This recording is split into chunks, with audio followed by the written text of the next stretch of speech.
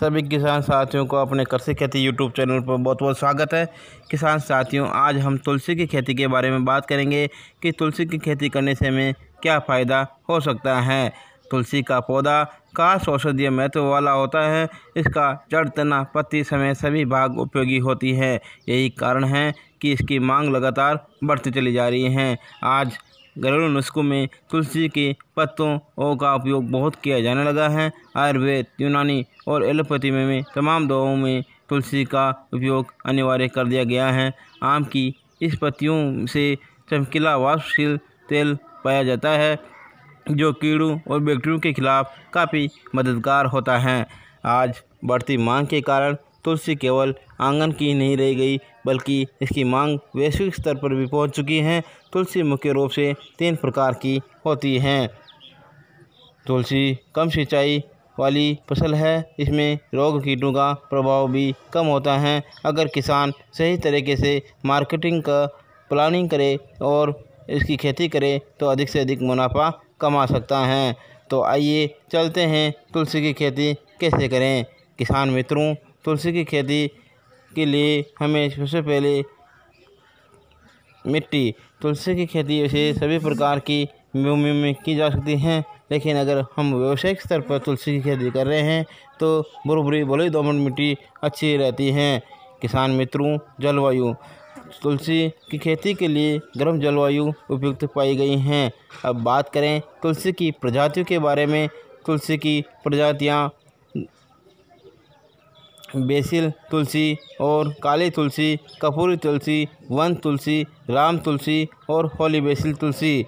वैसे किसान साथियों, तुलसी को भारत में हम तुलसी कहते हैं, लेकिन संस्कृत में इसे सुलभा, ग्राम्या, बहुबंजरी के नाम से जाना जाता है। अब किसान साथियों, तुलसी की खेती के लिए भूमि की तैयारी कैसे करें। तुलसी की खेती के लिए मिट्टी पलटने वाले हल से 2-3 बार गहरी जुताई कर देवे। किसान साथियों, इस तुलसी की बुआई और रोपाई। मेरे साथियों, तुलसी की खेती करने के लिए हमें पहले नर्सरी तैयार करनी होगी। अगर नर्सरी नहीं कर पाए तो सीधी बुआई भी कर सकते हैं, लेकिन व्यावसायिक स्तर पर अगर हम तुलसी की खेती कर रहे हैं तो हमें नर्सरी या पौध तैयार कर लेना चाहिए।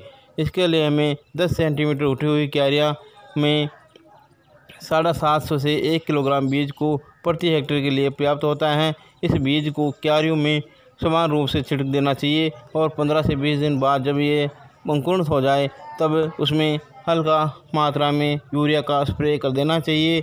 इसके बाद किसान साथियों, रोपाई। सूखे मौसम में अगर हम रोपाई कर रहे हैं तो दोपहर बाद करनी चाहिए। रोपाई के बाद हल्की सिंचाई कर देनी चाहिए। अगर हम लाइनों में बुआई कर रहे हैं तो लाइन से लाइन की दूरी 60 सेंटीमीटर तथा पौधे से पौधे दूरी 30 सेंटीमीटर रखनी चाहिए। खरपतवार नियंत्रण।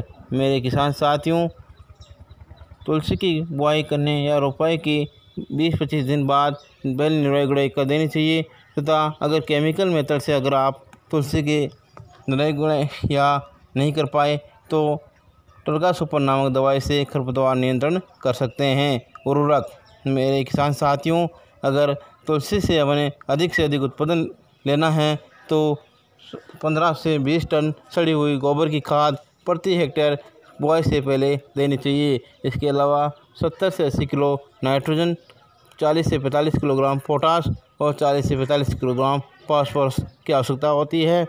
नाइट्रोजन की आधी मात्रा और फास्फोरस तथा पोटास की पूरी मात्रा को बुआई से पूर्व खेत में अच्छी तरह मिला देना चाहिए। उसके बाद नाइट्रोजन की शेष मात्रा को 2 भागों में बराबर करके खड़ी फसल में देना चाहिए। किसान साथियों, तुलसी की कटाई। जब पौधे में पूरी तरह से फूल आ जाए और पौधे के पत्ते पीले पड़ने लग जाए तब इसकी कटाई कर देनी चाहिए। रोपाई के 10 से 12 सप्ताह बाद यह कटाई के लिए तैयार हो जाती हैं। पैदावार।